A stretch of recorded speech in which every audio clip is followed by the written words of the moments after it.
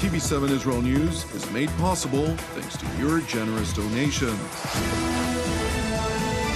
Separately, Minister Gantz addressed ambassadors of EU member states, during which he emphasized that Israel will not transfer weapon systems to Ukraine. While the Israeli defense minister did announce Jerusalem's intention to authorize another humanitarian shipment to the war-torn country, however, operational considerations bar Israeli weapon transfers to Ukraine. The remarks by the defense minister were made in response to repeated Ukrainian calls on Israel to deliver its most sophisticated aerial defense systems. Сьогодні Україна надійшла офіційну ноту уряду Ізраїлю з проханням невідкладно надати Україні системи протиповітряної оборони та започаткувати якісне співробітництво щодо отримання Україною відповідних технологій. Тегеран несе повну відповідальність за руйнацію відносин з Україною. З урахуванням численних руйнувань, завданих іранськими дронами цивільній інфраструктурі України, смертей та страждань, завданих нашому народу, а також у зв'язку з появою повідомлень про можливе продовження постачань Іраном зброї Росії, я вношу на розгляд президента України пропозицію про розірвання дипломатичних відносин з Іраном. It is important to explain that outgoing Israeli Minister of Diaspora Affairs Nachman Shai published a tweet earlier this week in which he referred to Iranian support for Russia as a reason to proactively support Ukraine by transfers of military aid. The tweet by the outgoing minister naturally outraged Moscow, with former Russian President and Prime Minister Dmitry Medvedev warning Israel that weapon supplies to Ukraine would destroy all interstate relations with Russia. Nevertheless, a senior Israeli foreign ministry official told TV7 that the words of Nachman Shai were made by his own volition and they do not represent the policy of the government of Israel. Moreover, a senior Israeli military official highlighted to TV7 the Ukrainian calls for transfers of sophisticated weaponry are unrealistic, since the highly classified technology would demand an Israeli military deployment on Ukrainian soil for the purpose of protecting these systems, which would effectively draw Israel into an active war with Russia. It is important to highlight, however, that recent reports allege that Israel has given Ukraine intelligence related to the capabilities of the Iranian drones, which Russia utilizes in the battlefield. And while TV7 could not immediately corroborate these reports, the Ukrainian forces have managed to intercept dozens of drones in recent days. Нам вдається збивати частину ракет і дронів. Лише за 12 годин з 9 вечора неділі вдалося знищити 37 іранських шахедів і кілька крилатих ракет. It is worth noting that while Kyiv says it has ample proof of the use of the Iranian systems, the Kremlin vehemently denies any use of foreign weaponry in the battlefield. Нет, мы не располагаем такой информацией. Используется российская техника, вы знаете об этом, с российскими наименованиями. Все остальные вопросы можно адресовать в Минобороны. The Russian denial has also been repeatedly echoed by the Islamic Republic of Iran, which claims to be opposed to the war in Ukraine.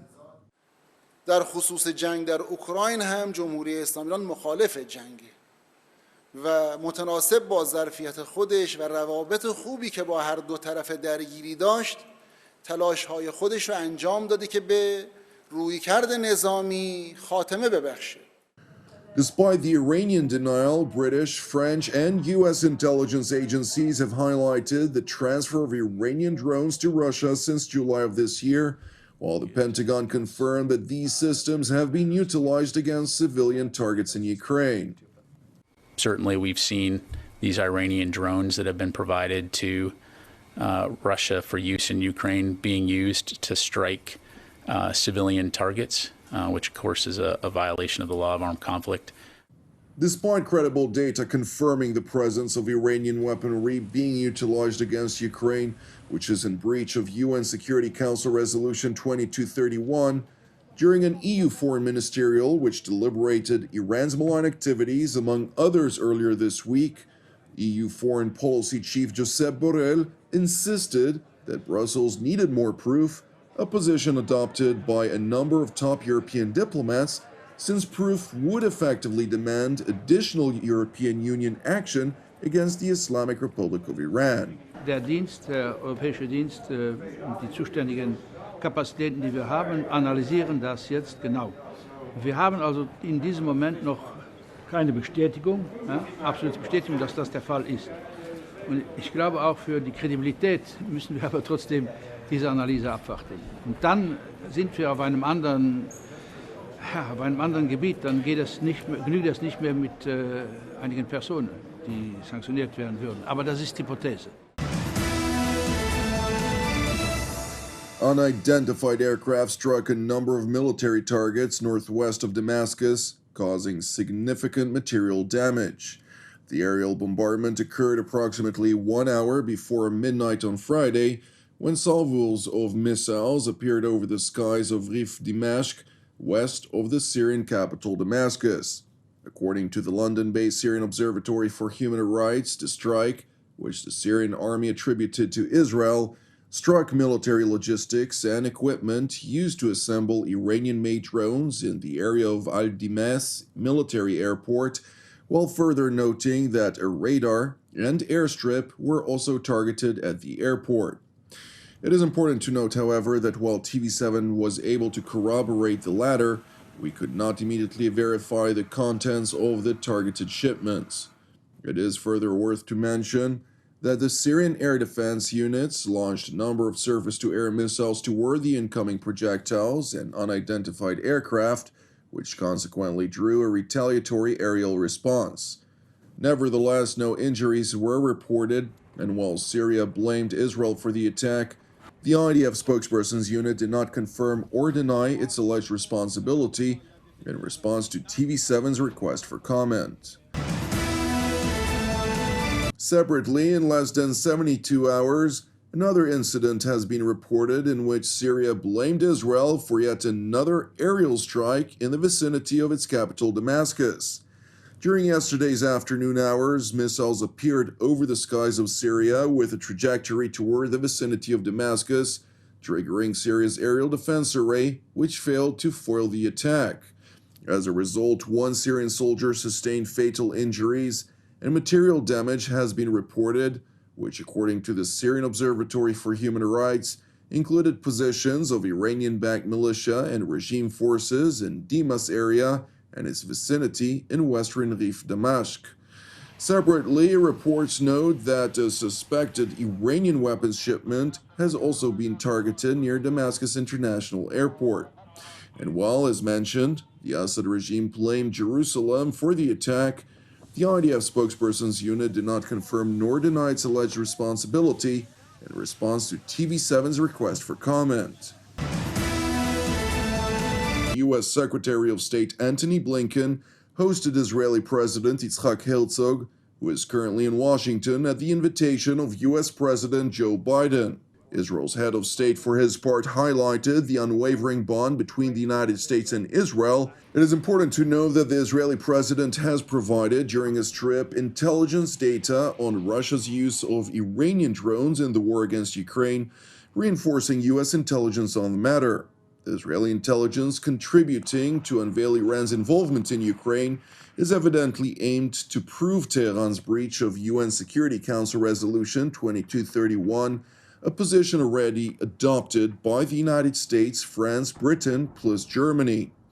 This was made clear by the aforementioned countries during a special session on Saturday of the UN Security Council, during which they called for a United Nations probe into Russia's use of Iranian drones.